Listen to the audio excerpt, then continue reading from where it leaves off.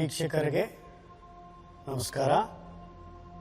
ಈಗ cervical spondylosis ಅಂದರೆ ಕುತ್ತಿಗೆಯಲ್ಲಿ ಏನಾದರೂ ಸಮಸ್ಯೆ ಇದ್ದರೆ ಅದನ್ನು ಸುಲಭವಾಗಿ ಇಲ್ಲಿ ನಾವು ಆಸನಗಳನ್ನು ಮಾಡಿ ಹೇಗೆ ಗುಣ ಮಾಡಿಸೋದಂತ ಈಗ ತೋರಿಸ್ಕೊಡ್ತೀನಿ.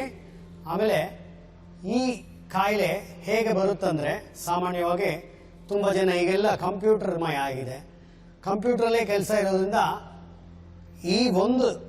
ಈ ಕೈಯನ್ನು ಬಳಸಿ ಹೀಗೆ ಮಾಡ್ತಾ ಇರ್ತಾರೆ. ಕುತ್ತಿಗೆ ಮುಂದಿರುತ್ತೆ, ಎದೆ ಭಾಗ ಕುಸಿದಿರುತ್ತೆ. ಸೊ ಅದನ್ನು ಈಗೇನು ಮಾಡಬೇಕಂದ್ರೆ ಫಸ್ಟ್ ಸರಿಪಡಿಸ್ಕೋಬೇಕಂದ್ರೆ ಎದೆ ಭಾಗ ಮೇಲಕ್ಕೆ ಎತ್ತಿರಬೇಕು, ಭುಜ ಹಿಂದಕ್ಕೆ ಹೋಗಿರಬೇಕು. ಸೊ ಆ ಆಸನಗಳೆಲ್ಲ ಮಾಡಬೇಕಂದ್ರೆ ಇಲ್ಲಿ ನಾವು ರೋಪನ್ನು ಬಳಸಿ ಹೇಗೆ ಅದನ್ನು ಸರಿ ಮಾಡಿಸೋದಂತ ಈಗ ತೋರಿಸ್ಕೊಡ್ತೀನಿ ನೋಡಿ.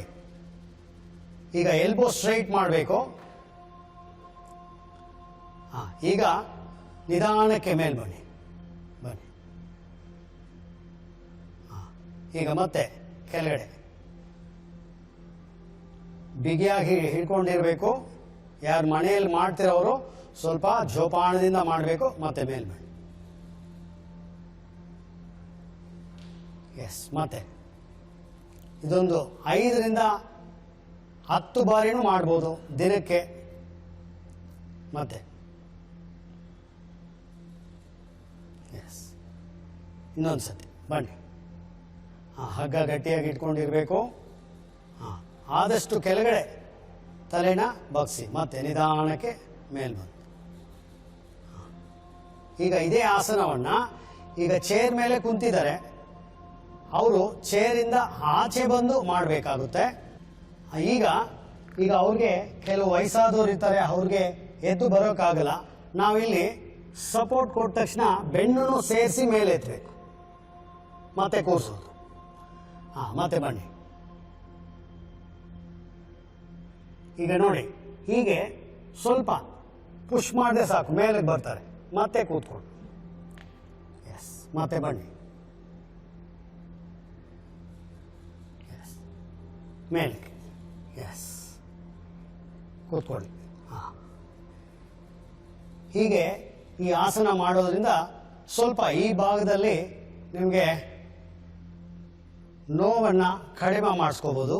ಅಂದರೆ ಮುಖ್ಯವಾಗಿ ಇಲ್ಲಿ ಈ ಸೈಡಲ್ಲಿ ಕುತ್ತಿಗೆಯಲ್ಲಿ ಇರೋ ನರ ಎಲ್ಲ ಸ್ವಲ್ಪ ಬಿಗಿಯಾಗಿರುತ್ತೆ.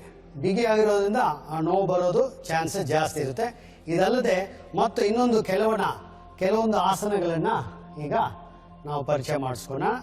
ಬೆರಳನ್ನು ಹೀಗೆ ಇಂಟರ್ಲಾಕ್ ಮಾಡಿ, ಫಿಂಗರ್ಸ್ ಇಂಟರ್ಲಾಕ್, ಎದೆ ಭಾಗವನ್ನು ಮೇಲಕ್ಕೆ ಎತ್ತಿರಬೇಕು. ಆಮೇಲೆ ಕಾಲನ್ನು ಹಿಮ್ಮಡಿ ಸ್ವಲ್ಪ ದೂರ ಮಾಡಿ ಬೆರಳನ್ನು ಹತ್ತಿರ ಸೇರಿಸೋದು.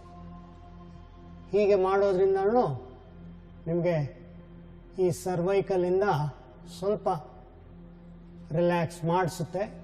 ನಿರಂತರ ಪ್ರಾಕ್ಟೀಸ್ ಮಾಡೋದ್ರಿಂದ ಸಂಪೂರ್ಣವಾಗಿ ಗುಣನೂ ಆಗುತ್ತೆ. ಆದಷ್ಟು ಹಿಂದಕ್ಕೆ ಎಳೆಯೋಕ್ಕೆ ಪ್ರಯತ್ನಿಸಿ. ಇಲ್ಲಿ ಉಸಿರಾಟ ನಿಮಗೆ ಯಾವುದು ಸುಲಭವಾಗಿ ಆಗುತ್ತೋ ಅದನ್ನು ಮಾಡ್ಬೋದು.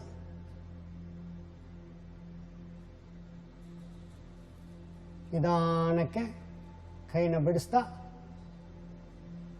ತಲೆನ ಕೆಳಗಡೆ. ಈಗ ಇನ್ನು ಕೆಲವೊಂದು ಆಸನಗಳನ್ನು ಸರ್ವೈಕಲ್ಗೆ ಪರಿಚಯ ಮಾಡೋಣ. ಬನ್ನಿ ವೀಕ್ಷಕರೇ, ಇಲ್ಲೇ ಮತ್ತೆ ಸುಲಭವಾದ ರೀತಿಯಲ್ಲಿ ಸರ್ವೈಕಲ್ನ ಪ್ರಾಬ್ಲಮ್ನ ಸರಿಪಡಿಸೋದು. ಈಗ ನೋಡಿ, ಈ ಚೇರಿನ ಹಿಂಭಾಗವನ್ನು ಗಟ್ಟಿಯಾಗಿ ಇಟ್ಕೊಂಡು ಎದೆ ಭಾಗನ ಮೇಲಕ್ಕೆತ್ತಿ, ಕುತ್ತಿಗೆನ ನಿಧಾನಕ್ಕೆ ಇಲ್ಲಿ ಬಿಗಿಯಾಗಿರುತ್ತೆ.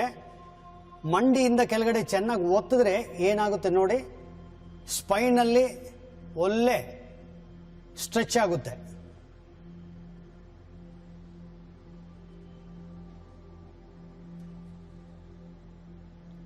ಪುಷ್ಣ ಭಾಗವನ್ನು ಮತ್ತೆ ಸ್ವಲ್ಪ ಬಿಗಿ ಮಾಡಿ ಇಟ್ಕೋಬೇಕು, ಆಗ ಇನ್ನೂ ಪ್ರೆಷರ್ ಆಗುತ್ತೆ. ಇದನ್ನು ಮನೆಯಲ್ಲಿ ಯಾವುದೇ ಒಂದು ಉಪಕರಣ ಇರಲಿ ಅದನ್ನು ಬಳಸ್ಕೊಂಡು ಮಾಡೋದ್ರಿಂದ ನಿಮಗೆ ಈ ಆಸನ ಪ್ರಯೋಜನ ಪೂರ್ಣವಾಗಿ ಸಿಗುತ್ತೆ. ಇದು ಮತ್ತೆ 20 ರಿಂದ 30 ಸೆಕೆಂಡು ಆ ಥರ ಒಂದು 5-6 ಬಾರಿ ಮಾಡೋದ್ರಿಂದ ನಿಮಗೆ ಆ ಕಾಯಿಲೆಯಿಂದ ನಿಧಾನಕ್ಕೆ ಒಂದೊಂದೇ ಸರಿಪಡಿಸ್ತಾ ಬರ್ಬೋದು. ರಿಲೀಸ್. ಇನ್ನೊಂದು ಆಸನವನ್ನು ತೋರಿಸ್ತೀನಿ ಬನ್ನಿ. ಈಗ ತ್ರಿಕೋಣಾಸನ ವೇರಿಯೇಷನ್ ಮಾಡೋಣ. ಹಗ್ಗ ಹೀಗೆ ಇಟ್ಕೊಳ್ಳಿ, ಹೀಗೆ ರೈಟಲ್ಲಿ. ನಿಧಾನಕ್ಕೆ ಎಡಗಾಲನ್ನ ಗೋಡೆಗೆ ತಾಗಿಸಿ ಬನ್ನಿ. ರೈಟ್ ಲೆಗ್ನ 90 ಡಿಗ್ರಿ ಸ್ಟ್ರೈಟ್ ಇಟ್ಬಿಟ್ಟು ಈಗ ಲೆಫ್ಟಿಂದ ಹಿಡ್ಕೊಂಡು, ಲೆಫ್ಟಿಂದ ಹಗ್ಗ ಹಿಡ್ಕೊಳ್ಳಿ. Hold from left. ಈಗ ರೈಟ್ ಹ್ಯಾಂಡ್ನ ಮಂಡಿಗೆ ನಿಧಾನಕ್ಕೆ ತಾಗಿಸಿ ಎದೆ ಭಾಗವನ್ನು ನಿಧಾನಕ್ಕೆ ಸ್ಟ್ರೆಚ್ ಮಾಡ್ತಾ ಹೋಗಿ.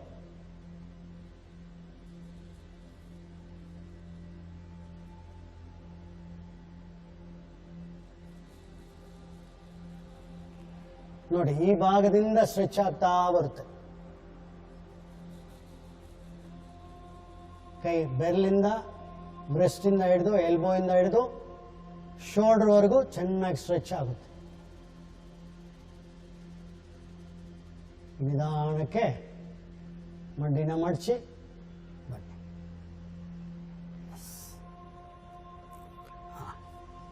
ಈಗ ಹಗ್ಗದಿಂದ ಸರ್ವೈಕಲ್ ಇಂದ ಹಿಡಿದು ಮತ್ತೆ ಬನ್ನಿ, ಇಲ್ಲಿ ಬನ್ನಿ. ಫ್ರೋಸನ್ ಶೋಲ್ಡರ್ ಆಗಿರುತ್ತೆ ಅವ್ರಿಗೆ. ಈ ಹಗ್ಗದಲ್ಲೇ ಇದನ್ನು ಮತ್ತೆ ತಾವಾಗಿ ಖುದ್ದಾಗಿ ಏನೋ ಮಾಡೋಕ್ಕೆ ಹೋಗಬೇಡಿ. ಅನುಭವ ಇರೋ ಯೋಗ ಮಂದಿರಕ್ಕೆ ಹೋಗಿ ಅಲ್ಲಿ ಕಲಿತು ಮಾಡಬೇಕು.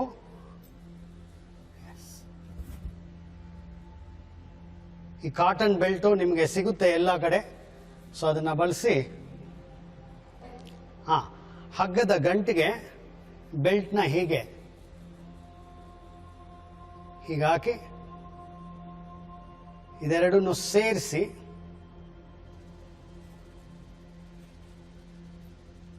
ಬನ್ನಿ. ಈಗ ಬಲಗೈಗೆ ಇಲ್ಲಿ ಬಿಗಿಯಾಗಿರುತ್ತೆ ನೋಡಿ, ಈ ಗಂಟಿಂದ ಆಚೆ ಬರಬಾರ್ದು. ಈಗ ಶೋಲ್ಡರ್ ಬ್ಲೇಡ್ನ ಹಿಡ್ಕೊಂಡು ನಿಧಾನಕ್ಕೆ ಪುಷ್ ಮಾಡಬೇಕು.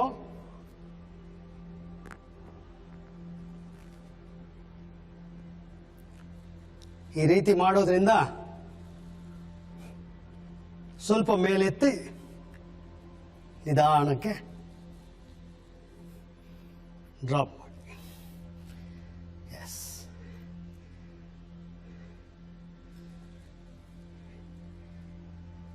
ಈಗ ಮತ್ತೊಂದೇ ಆಸನಕ್ಕೆ ಪರಿಚಯ ಮಾಡಿಸು. ಲೈ ಡೌನ್. ಈಗ ಇನ್ನೊಂದು ಬೆಲ್ಟ್ಗೆ ಮತ್ತೆ ಈ ಮರಳು ಬ್ಯಾಗ್ ಇದೆಯಲ್ಲ, ಅದೊಂದು 5 ರಿಂದ 6 kg ಅಥವಾ 7 kg ಇರೋದನ್ನ ಬಳಸಿ ಮನೆಯಿಂದ ಯಾವುದೇ ಒಂದು ವೆಯ್ಟ್ ಇರೋದನ್ನ ಈಗ ತಗೊಂಡು ಈ ಗಲ್ಲ ಈ ಭಾಗಕ್ಕೆ ಹೀಗೆ ಹಾಕಿ ನಿಧಾನಕ್ಕೆ ಈಗ ಕೈನ ರಿಲ್ಯಾಕ್ಸ್ ಮಾಡ್ಬೋದು. ನೋಡಿ, ಇದನ್ನ ತಾವು ಮನೆಯಲ್ಲಿ ಯಾವ್ದು ಸಿಗುತ್ತೆ ಅದು, ಒಂದು ದುಪ್ಪಟ ಇರ್ಬೋದು, ಸಣ್ಣಗಿರೋದು ಬ್ಲ್ಯಾಂಕೆಟ್, ಮತ್ತೆ ಅದನ್ನ ಬಳಸಿ ಏನಾದರೂ ಸ್ವಲ್ಪ ವೆಯ್ಟ್ ಹೀಗೆ ಮಾಡೋದ್ರಿಂದ, ಮತ್ತೆ ಇಲ್ಲಿ ಈ ಭುಜ ಹಿಂದಕ್ಕಿರಬೇಕು, ಚೇರ್ಗಿದೆಯಲ್ಲ ಅಲ್ಲಿ ಕೆಳಗಡೆ ಸಪೋರ್ಟ್ ಕೊಟ್ಟು ಈಗ ಮಾಡಿಸ್ಬೇಕು. ಸುಮ್ಮನೆ ಯಾವುದೋ ಮಾಡೋಕ್ಕೆ ದಯವಿಟ್ಟು ಹೋಗಬೇಡಿ. ಅದು ಬೇರೆ ಥರ ಪ್ರಾಬ್ಲಮ್ ಕೊಡುತ್ತೆ. ನೋಡಿ, ಈಗ ನೀವು ಏನೇ ಮಾಡಿದ್ರು ತರಬೇತಿಗೆ ಹೋಗಿ ಅಲ್ಲಿ ಶಿಕ್ಷಣ ಪಡೆದೇ ಈ ಥರ ಎಲ್ಲ ಮಾಡಿಸ್ಬೋದು. ಸೊ ನೋಡಿ, ಇದು ಒಂದು 5 kg ಬರೀ ಈ ಗಲ್ಲದಿಂದ ಅವರು ಈಗ ಕುತ್ತಿಗೆ ಮೇಲಕ್ಕೆ ಎತ್ತುಕೊಟ್ಟಿದೆ. ಇದನ್ನು ಈಗ ನಿಂತ್ಕೊಂಡು ಹೀಗೆ ಮಾಡ್ಬೋದು. ಬ್ಯಾಗ್ ಹಾಕೋಕೆ ಆಗದೇ ಇರೋರು ನಿಧಾನಕ್ಕೆ 2 ಹೆಬ್ಬೆರಳನ್ನೆಲ್ಲ ಬಳಸಿ ನಿಧಾನಕ್ಕೆ ಪುಷ್ ಮಾಡ್ತಾ ಇರಬೇಕು. ಗಲ್ಲವನ್ನು ನಿಧಾನಕ್ಕೆ ಪುಷ್ ಮಾಡಿ. ಕಾಲು ಸ್ವಲ್ಪ ಬಿಗಿಯಾಗಿರಲಿ, ಕೆಳಗಡೆ ಒತ್ತಿರಬೇಕು.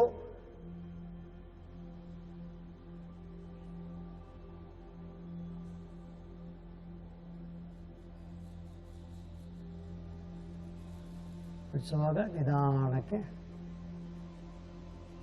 ರಿಲ್ಯಾಕ್ಸ್.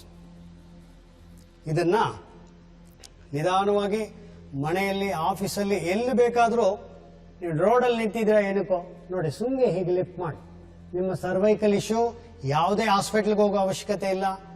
ಮನೆಯಲ್ಲೇ ಎಲ್ಲಿ ನಿಂತಿರ್ತೀರೋ ಅಲ್ಲೇ ನಿಂತ್ಕೊಂಡು ಇದನ್ನು ಮಾಡೋದ್ರಿಂದ ನಿಮಗೆ ಸುಲಭವಾಗಿ ಅದು ಪರಿಹಾರ ಕೊಡುತ್ತೆ. ಈಗ ಇದನ್ನು ನಿಧಾನಕ್ಕೆ ತೆಗೆಯುವಾಗ ಯಾವುದೇ ತೊಂದರೆ ಆಗದೆ ಮೇಲಕ್ಕೆ ಎತ್ತು ಕೆಳಗಡೆ ಇಳಿಸಿ. ಎಸ್, ಸಿಡ.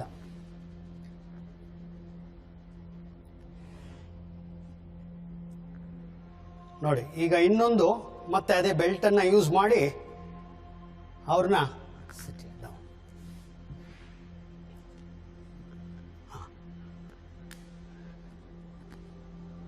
ಫಸ್ಟ್ ಇದು ಕೈಗೆ ಒಳಗಿಂದ ಹಾಕಿ ಶೋಲ್ಡರ್ಗೆ ಚೆನ್ನಾಗಿ ಲಾಕ್ ಮಾಡಬೇಕು.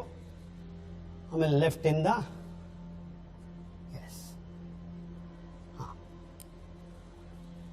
ಇವೆಲ್ಲ ಥೆರಪಿ, ಯೋಗ ಥೆರಪಿಯಲ್ಲಿ ಹೇಗೆ ಸುಲಭವಾಗಿ, ಅಂದರೆ ಆಪರೇಷನ್ ಅನ್ನೋದು ಒಂದು ಆಪ್ಷನ್ ಇರುತ್ತೆ, ಅದನ್ನ ಬಿಟ್ಟು ಈಗ ನೋಡಿ ನಿಧಾನಕ್ಕೆ ಬಲಗಾಲ್ ಬಲ್ಸಿ,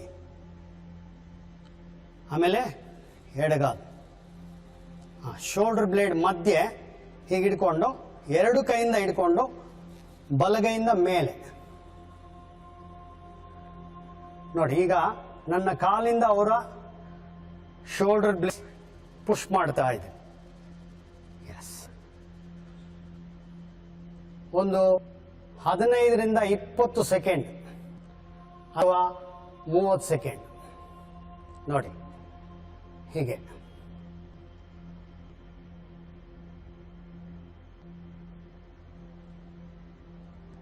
ಎಳಿಬೇಕು.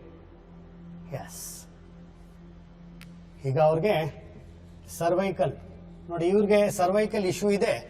ಹಾಗಾಗಿ ಇದು ಎಲ್ಲ ಒಂದೊಂದೇ ಅವ್ರಿಗೆ ಯಾವ ಥರ ಚಿಕಿತ್ಸೆ, ಆಪರೇಷನ್ ಇಲ್ಲದೆ ಹೇಗೆ ಅವ್ರಿಗೆ ಗುಣಪಡಿಸೋದನ್ನ ನಾವು ಇಲ್ಲಿ ತೋರಿಸಿದ್ದೀವಿ. ಈ ಥರ ಎಲ್ಲ ಆಸನಗಳನ್ನ ಯೋಗ ತರಬೇತಿ ಶಿಕ್ಷಣ ಪಡೆದಿರೋರ ಹತ್ರ ಹೋಗಿ ಇದನ್ನೆಲ್ಲ ನೀವು ಥೆರಪಿ ಆದರೂ ಯಾವುದೇ ಒಂದು ಕಾರ್ಯಕ್ರಮ ಮಾಡುವಾಗ ದಯವಿಟ್ಟು ಗಮನ ಸೆಳೆದು ಯಾವುದೇ ಪ್ರಾಪ್ಸ್ ಯೂಸ್ ಮಾಡ್ತಿರೋ ಅದನ್ನ ನೀವು ನಿಧಾನವಾಗಿ ಮಾಡಿಸ್ಬೇಕು. ಆಮೇಲೆ ಈಗ ಅವ್ರಿಗೆ ಶೋಲ್ಡರಲ್ಲಿ, ನೆಕ್ಕಲ್ಲಿ ಯಾವುದೇ ಪೇಯ್ನ್ ಇರಲ್ಲ. ಸೊ ಹೀಗಾಗಿ ಈಗ ನಿಮಗೆ ಸುಲಭವಾದ ರೀತಿಯಲ್ಲಿ ಪ್ರಾಪ್ಸ್ ಬಳಸಿ ಮಾಡೋದನ್ನು ತೋರಿಸಿದ್ದೀನಿ. ವೀಕ್ಷಕರೇ, ಎಲ್ಲರೂ ನಿಧಾನವಾಗಿ ಪ್ರಾಕ್ಟೀಸ್ ಮಾಡಬೇಕು. ಯೋಗವನ್ನು ಪ್ರತಿನಿತ್ಯ ಮಾಡಿ. ಸರ್ವೇ ಜನಾ ಸುಖಿನೋ ಭವಂತು, ಸರ್ವೇ ಜನಾ ಸುಖಿನೋ ಭವಂತು, ಸರ್ವೇ ಜನಾ ಸುಖಿನೋ ಭವಂತು. ಓಂ ಶಾಂತಿ ಶಾಂತಿ ಶಾಂತಿ. Namaskara, my name is Daria. I'm from Germany and I'm only for 2 months in Bangalore. And luckily I found this place, the Sri Upanishad Yoga Center, because I came to India as well to find like actually healing, like a healing process. Because I've been suffering of like back pain, and yoga always gave me already like the balance for my body, mind and soul. But in Germany, you can't find the same practice as you find here. And I came to this center and I experienced first time like the yoga therapy. So I could really feel how it changed the body already in the short time when you really put focus on what your body needs. So like each asana was really helping me to heal, and I could really feel my body strengthening and as well getting more flexible. And I'm super grateful because I hope I can take that back to Germany now and keep this up, because even like the community here, like coming here every morning, waking up and leaving with a smile after this yoga practice is like a big gift I can bring home to Germany from Bangalore. So I'm really grateful for this. And thank you. ನಮಸ್ಕಾರ, ನನ್ನ ಹೆಸರು ಸಾನ್, ಬೆಂಗಳೂರಿಂದ ಬಂದಿದ್ದೀನಿ. ನಾನು ಸುಮಾರು 6 ತಿಂಗಳಿಂದ ಯೋಗ ಕ್ಲಾಸ್ಗೆ join ಆಗಿದ್ದೀನಿ ಉಪನಿಷತ್ ಸೆಂಟರಲ್ಲಿ. ಸರ್ ಶ್ರೀಕಾಂತ್ ಗುರು ಅವರು ನನ್ನ ಗುರು. ಮತ್ತು ಯೋಗದಿಂದ ನನ್ನ ವೆಯ್ಟ್ ಲಾಸ್ ಮತ್ತು PCOD ಆ್ಯಂಡ್ ಥೈರಾಯ್ಡ್ ಎಲ್ಲ ಕಡಿಮೆ ಆಗಿದೆ. 6 ತಿಂಗಳಿಂದ ಸುಮಾರು ನಾನು ಕಾರ್ಪೊರೇಟ್ ಎಂಪ್ಲಾಯಿ ಆಗಿರೋದ್ರಿಂದ 8 hours ಆಲ್ಮೋಸ್ಟ್ ಕಂಟಿನ್ಯೂಸ್ ಕೂತ್ಕೊಂಡು ಮಾಡೋದ್ರಿಂದ ಈ ಆ್ಯಕ್ಟಿವ್ ಯೋಗ ಮಾಡೋದ್ರಿಂದ ತುಂಬಾ ಡಿಫ್ರೆನ್ಸ್ ಇದೆ ಬಾಡಿಯಲ್ಲಿ. ಹಾರ್ಮೋನ್ಸ್ ಬ್ಯಾಲೆನ್ಸ್ ಆಗಿದೆ ಮತ್ತು ಒಳ್ಳೆ ನಿದ್ದೆ ಬರುತ್ತೆ. ನಮ್ಮ ಡಿವೈಸಸ್ಸಿಂದ ಹೇಗೆ ದೂರ ಇದ್ದು ಅದರ ಸ್ಟ್ರೆಸ್ ಕಮ್ಮಿ ಆಗೋದು ಎಲ್ಲನೂ ಮ್ಯಾನೇಜ್ ಮಾಡೋಕ್ಕಾಗತ್ತೆ. ಆ್ಯಂಡ್ ಇಡೀ ದಿನ ಎನರ್ಜೆಟಿಕ್ ಆಗಿರುತ್ತೆ. ಅದು ಬಿಟ್ಟು ನನ್ನ ಹಸ್ಬೆಂಡ್ ಕೂಡ ಕಾರ್ಪೊರೇಟೇ. ಅವರು 15 yearsಯಿಂದ ಅವ್ರಿಗೆ BP ಇದೆ. ಅವರು ಬಂದು ಯೋಗ ಥೆರಪಿ ತಗೊಂಡು ಈಗ ಅವರಿಗೂ BPಯಲ್ಲಿ ತುಂಬಾ ಡಿಫ್ರೆನ್ಸ್ ಇದೆ, ತುಂಬ ಕಮ್ಮಿ ಆಗಿದೆ. ಆ್ಯಂಡ್ ಎಲ್ಲರೂ ಹೀಗೆ ಕಂಟಿನ್ಯೂ ಮಾಡಿ ಯೋಗ ಮಾಡಿ ಆ್ಯಂಡ್